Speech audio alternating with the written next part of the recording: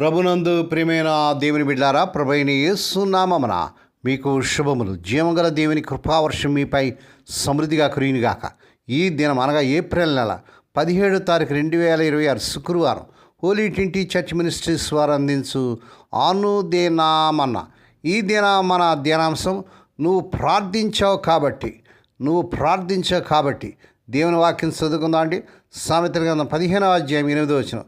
యథార్థవంతుల ప్రార్థన ఆయనకు ఆనందకరం. దేవుడు తన పరిశుద్ధ వాక్యం దీవించునుగాక. దేని బిడ్డరా, ఈ ఉదయకాలంలో మీరు అంతా ఎలా ఉన్నారండి? మీ ఆరోగ్యాలు ఎలా ఉన్నాయి? మీ కుటుంబంలో అందరూ బాగున్నారా?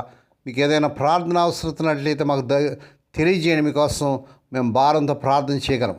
దేవుని వాక్యాలు మనం చూసినట్లయితే మనం ప్రార్థించాలి కాబట్టి సామెతల గ్రంథం 15వ అధ్యాయం 8వ వచనంలో న్యాయమైనటువంటి సొలొమోను గారు ఈ మాట రాస్తున్నాడు. భక్తిహీనులు అర్పించు బలులు యెహోవాకు హేయములు, యథార్థవంతుల ప్రార్థన ఆయనకు ఆనందకరం. దేవుని స్తోత్రం కలుగును గాక. అవును దేవుని బిడ్డ, దేవుడు కేవలం బాహ్యమైన ఆచారాలను, బలులు, కానుకలు చూడడు, హృదయాంతరాంగాన్ని చూస్తాడు.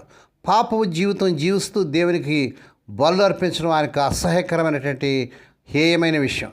నా హృదయం ముందు నేను పాపం లక్ష్యం చేసిన యెడల ప్రభు నా మనవి వినకపోని అంటాడు దావీదు భక్తుడు కీర్తన గ్రంథంలో. భక్తిహీనులు బలులు హేయములు. హృదయం మార్చుకోకుండా నీతి లేని పనులు చేస్తూ దేవునికి ఇచ్చే కానుకలు లేదా చేసే ప్రార్థనలకు ఆయనకు ఇష్టం ఉండదు. దేవుని బిడ్డారా, యథార్థవంతుల ప్రార్థన ప్రియ ప్రభువారికి ఆనందకరం. నీతి, నిజాయితీ మరియు యథార్థమైన హృదయంతో దేవుని వైపు తిరిగి మనం ప్రార్థన చేసినప్పుడు దేవుడు ఇష్టపడతాడు. అది ఆయనకు సంతోషాన్ని కలుగజేస్తుంది. క్లుప్తంగా చెప్పాలంటే దేవుడు భక్తి కంటే యథార్థతను ఎక్కువగా ఆయన ఆశిస్తున్నాడు. దేని బిడ్డ, యథార్థంగా నువ్వు ప్రార్థన చేస్తున్నావా? అలసిన మన శరీరాన్ని దేవుడు తన శక్తితో నింపుతాడు. మన పరీక్షా సమయంలో అవసరమైన బలాన్ని ఇస్తాడు. నిజంగాను నిజాయితీగాను మనం ప్రార్థించినట్లయితే దేవుడు తప్పకుండా మనం తప్పు చేసిన వారమే, మనం తప్పిపోయిన వారమే కాబట్టి బలిపీఠం నుండి తీసిన నిప్పురావుని దేవుడు మన పెదాలు తాకిస్తాడు. తన ఆత్మతో మనం నింపుతాడు. మనకు ఆత్మ ఆవేశాన్ని ఇస్తాడు. మనం ప్రార్థించినప్పుడు మనం బోధించగలుగుతున్నాం. పాప అంధత్వపు నేత్రాలు వీక్షించగలుగుతున్నాయి. పాప సంఖ్యలు తెంచివేయబడుతున్నాయి. మనం ప్రార్థించాలి. సిలువ సందేశం పరుగులు తీస్తూ పయనిస్తుంది. దేశాలు, ఖండాలు దాటుకుంటా ప్రపంచమంతా సంచరిస్తుంది. చీకట్లో కూర్చున్న జనులు వెలుగును చూడగలిగారు. మరణపు అంచుల్లో నిర్భాగ్యులు జీవపు వెలుగును కనుగొన్నారు. మరణ ఛాయలో పడిన ప్రజలకు వెలుగు ఉదయించింది. కాబట్టి దేవుని బిడ్డలు మనం ప్రార్థించాలి. మనం ప్రార్థిస్తున్నాం గనుకనే దేవుడు తన కార్యాలు జరిగిస్తున్నాడు. దేవుడు మనం ఎన్ని ప్రార్థనలు చేస్తామా అని మన ప్రార్థన సంఖ్యను ప్రభు చూడ్డు. మన ప్రార్థనలు ఎంత వాగ్దట్టితో ఉన్నాయో అని ఆయన వాటిని ఆకర్షితను చూడు.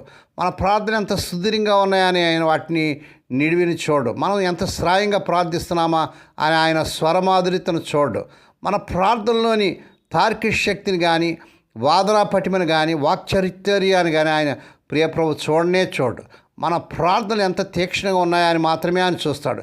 తీక్షణమైన ప్రార్థన మహాకాశాలు కావాలన్న పరలోక సింహాసనాన్ని పెనవేసుకుంటాయి. అవి దేవుడి జాబు ఇచ్చే వరకు తమ పట్టు సడలించు.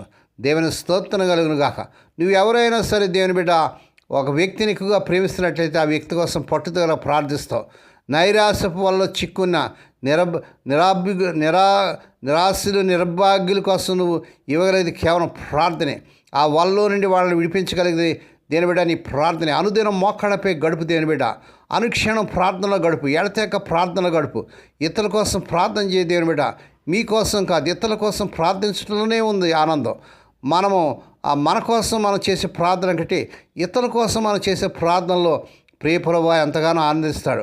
వాటికే ప్రభువు ఎక్కువగా ప్రాధాన్యత ఇస్తాడు. వాటికే ఆయన జవాబు ఇస్తాడు.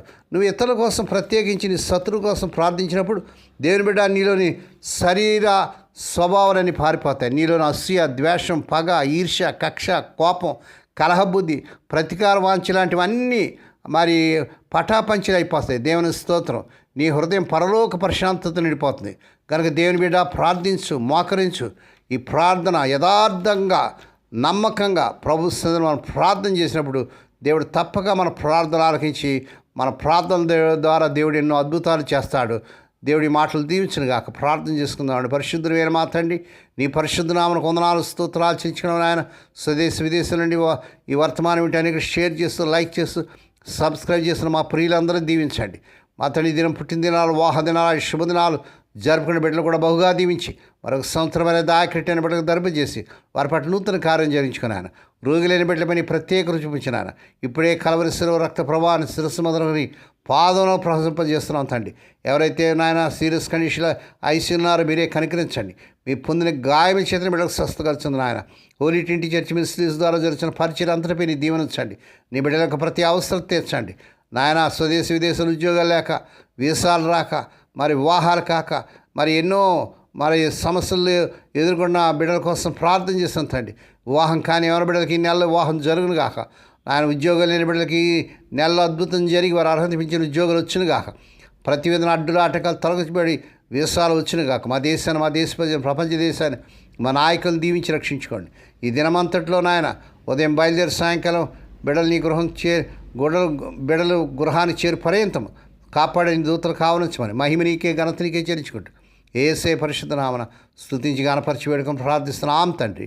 ఆమేన్. మన ప్రభువైన యేసుక్రీస్తు వారి కృప, తండ్రి అయిన దేవుని ప్రేమ, పరిశుద్ధాత్మ దేవుని కనీరు సహవాసము సదాకాలం మీకు తోడేండి నడిపించి బలపరచునుగాక. ఆమేన్.